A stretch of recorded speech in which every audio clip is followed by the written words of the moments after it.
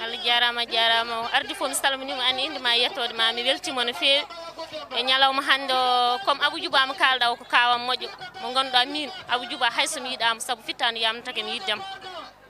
Abou Djouba min kala ko haala e makko mi wawa haalde hakke Allah somi miijima hakkude makko e nenam tan ɓerdam gasata wadde Abou Djouba ko sehil nenam min Abou Djouba kala ko wawi wadde e aduna no weeli kam ha heddi o yawdira e fulɓe ha heddi o wadda e fulɓe ko yooɗa en ha heddi o yenna ɓe o yetta ɓe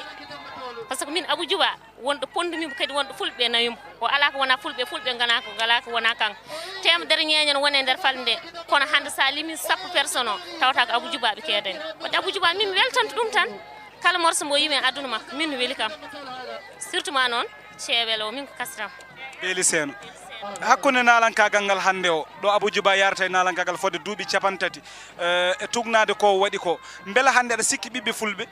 dutti Abou Djouba teddungal ngal poɗɗi ɗum ruttude ngal